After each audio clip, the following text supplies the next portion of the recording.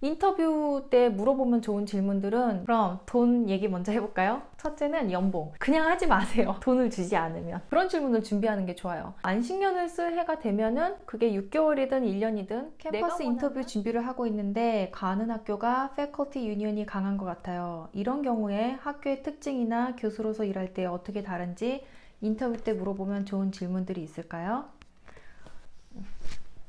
안녕하세요. 저는 여러분들이 남겨주시는 질문들과 추천 컨텐츠들을 영상에 담아 공유하고 있는 교수 엄마입니다. 저는 유학을 와서 교육대 교수가 되었고 지금 두 아이의 엄마로 살고 있어요. 오늘도 역시 구글 설치로는 찾기 힘든 저의 경험을 바탕으로 이 질문에 답을 해보고자 합니다. 우리가 흔히 알고 있는 노조를 대학에서는 교수회 혹은 Faculty Union이라고 부르는데 제가 지금 있는 학교는 이걸 FA, Faculty Association 혹은 IFO, Internal Faculty Organization 이렇게 부르기도 한답니다. 이번 영상에서는 그냥 유니온이라고 부를게요. 유니온이 있는 Unionized University가 있고 유니온이 없는 Non-Unionized University가 있어요. 저는 유니온이 있던 학교로 해서 박사를 마치고 유니온이 없는 대학으로 처음 임용이 돼서 갔어요. 거기서 3년을 가르치고 지금 유니온이 있는 대학으로 옮겨왔어요. 저는 유니온이 있는 지금 학교의 시스템이 마음에 들어요. 그래서 제가 경험했던 몇 가지들을 정리를 해봤어요. 그럼 돈 얘기 먼저 해볼까요? 첫째는 연봉. 교수는 몸값을 계속 올리려고 끊임없이 노력을 하잖아요. 논문을 계속 출판을 하고 그랜트를 따와서 프로젝트를 진행을 하고 GA를 굴리고 이런 스펙으로 연봉이 더 높은 학교에 계속 지원을 하고 계속은 아니지. 이렇게 스펙을 쌓아서 연봉이 더 높은 학교에 지원을 하고 거기서 오퍼를 받으면 그 연봉을 매치시켜 달라고 이런 식으로 연봉을 내고를 하거나 내고가 안 되면 또 다른 학교로 갈아타기도 하고 유니온이 있는 제가 졸업한 학교 교수님들도 이런 식으로 계속 연봉 내고를 하셨어요. 유니온이 없던 학교는 연봉이 같은 과 교수들 사이에서도 천차만별이었어요. 디네 재량도 있고 뭐 연봉이 서로 너무 다르기 때문에 알게 모르게 비교도 되고 또 서로 경쟁도 하게 되고 근데 제가 이 학교로 올 때 오퍼를 받고 연봉 조절을 좀 하려고 딘에게 물어봤었어요. 근데 딘 선에서는 연봉 조절을 할 수가 없다 그러시더라고요. 하이어하는 과정에서 딘이 저의 이력을 다 입력을 하면은 딱 레벨이 숫자로 환산이 돼서 나와요. 그러면은 레벨 몇은 얼마, 레벨 몇은 얼마 이런 식으로 유니온에서 측정해준 그 연봉을 제가 받게 되는 거였어요. 유니온에는 연봉을 내고해주는 셀러리 네고시에이터가 있기 때문에 제가 그냥 가만히 있어도 해마다 연봉이 오르는 거예요.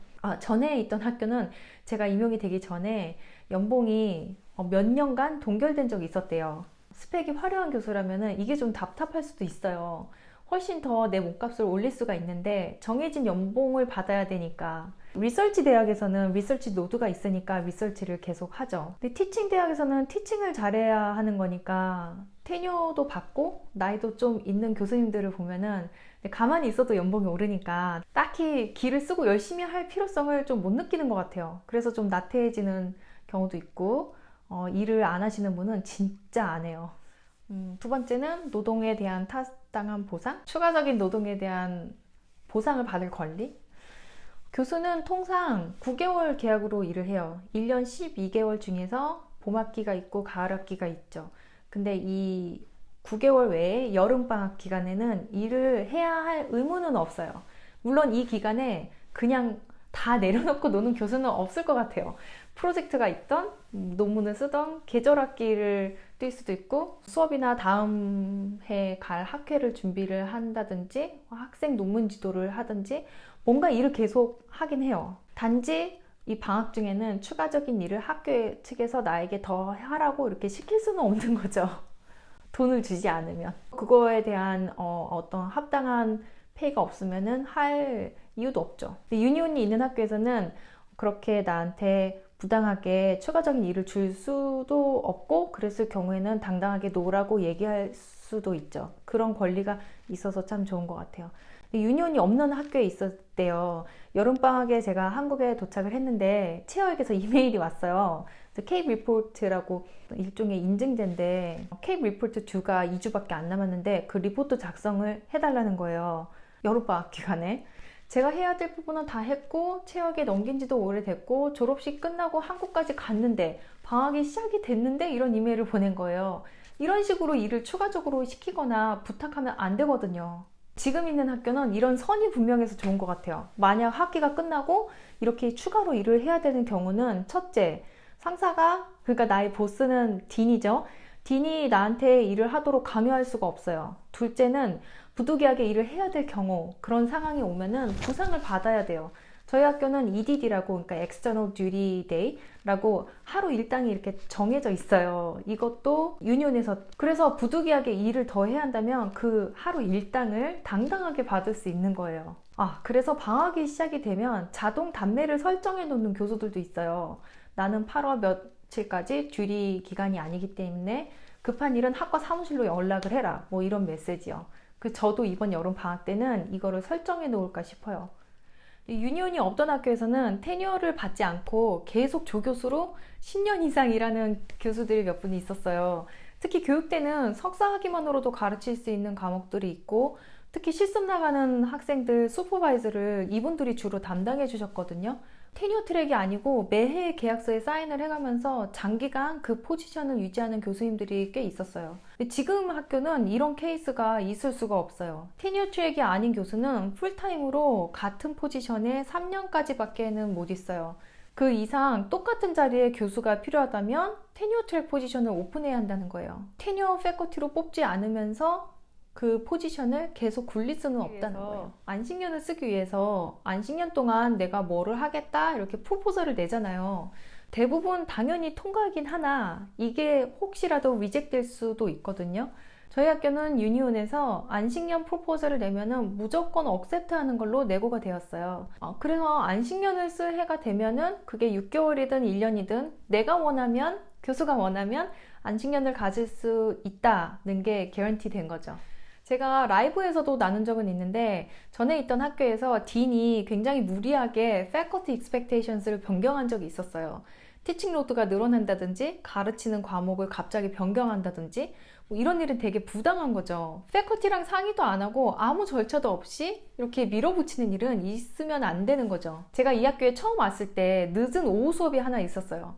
그것 때문에 제가 베이비시터 비용이 많이 나가서 하루는 학과장에게 물어본 적이 있었어요. 진짜 아무 큰 기대 없이 그냥 복도에서 캐주얼하게 뭘 먹다가 그 수업이 오전으로 옮겨지면 참 좋겠다 이러면서 제가 힘들어하는 부분을 얘기를 한 적이 있었는데, 근데 정말 그 수업을 다음 학기에 오전으로 옮겨줬었어요. 제가 너무너무 고마워하니까 그 체호가 하는 말이 체호로서 당연히 해야 할 일을 했다는 거예요. 패커티에게 그런 요청이 들어왔을 때는 체호로서 아주 불가능한 스케줄이 아니라면 바꿔주지 않을 이유가 없다라고 얘기를 하더라고요. 아직 조교수인 제가 경험한 바로는 유니온은 아카데미아에 처음 발을 디디는 주니어 교수들에게 많이 도움이 되는 것 같아요. 특히 무언가 부당한 대우를 받았을 경우 제가 나눴던 단과의 문제나 성차별이나 인종차별, 그 외에 되게 잡다한 일들이 많잖아요. 그런 것들을 나 혼자 끙끙 앓는 것보다 사실 혼자는 해결할 힘이 없잖아요. 교수의 회장이나 해당 카카스에 얘기를 할 수 있고, 내가 직접 총장을 찾아가서 따지다가 잘리는 것보다 교수회를 통해서 건의를 한다거나 회의를 통해서 개선을 해나갈 수 있는 가능성이 있다는 거잖아요. 그래서 심리적으로라도 나는 보호를 받을 권리가 있다, 내 할 일만 잘하면 조금 더 당당할 수 있다, 할 말을 할 수 있다, 이런 권리가 있어서 좋은 것 같아요.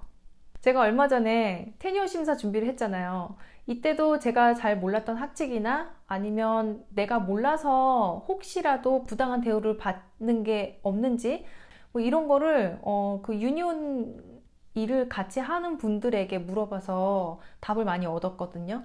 그래서 유니온 활동을 같이 하는 그 시니어 교수님들이 저 같은 주니어 교수들을 많이 멘토링을 해주시고 또 어려운 일이 있을 때 도움을 많이 주려고 노력하는 것 같아요. 그 다음 질문. 인터뷰 때는 유니온과 관련된 질문은 안 하기를 권유하고 싶어요. 그냥 하지 마세요. 인터뷰 때는 나에게 유리하고 나를 보호해줄 수 있는 유니온에 대한 관심보다는 내가 이 학교에, 이 디파트먼트에 무엇을 기여할 수 있는지 그걸 보여줘야 하기 때문이에요. 제가 면접을 봤을 때 유니온에 관한 질문을 받은 적은 단 한 번도 없었어요. 이건 지극히 편협된 생각일 수도 있는데, 유니온 활동을 너무 열심히 하다가 그분은 정말 학교에 불만이 많은 분이기도 했고, 또 굉장히 아웃스포큰한 사람이었어요. 그런 성향과 행동이 프로보스트 눈에 거슬렸던 거죠. 그래서 그분은 테뉴어를 이미 받은 교수임에도 불구하고 결국 학교를 떠나게 됐어요. 굳이 유니온에 대한 질문을 뭐 하고 싶다면 그냥 내가 유니온에 대해서는 잘 모르는데 니네 학교가 유니오나이즈드 유니버시티라서 궁금한데 유니온이 있어서 좋은 점 한 가지만 얘기해 줄래? 뭐 이 정도 하면은 어떨까요? 인터뷰할 때 너 질문이 있니? 라고 질문을 할 수 있는 기회를 주잖아요.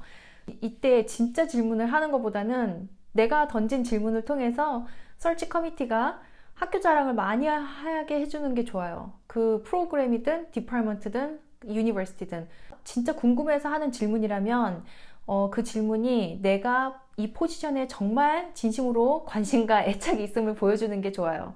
그러니까 식상한 거 말고 그 포지션에 대해서 공부를 진짜 많이 한 티가 나는 그런 구체적인 질문이요. 인터뷰 때 하면 좋은 질문들을 제가 정리한 거를 라이브에서 나눈 적이 있어요. 그 영상하고 라이브에 링크를 걸어 놓을 테니까 참고하시고 도움이 되면 좋겠습니다.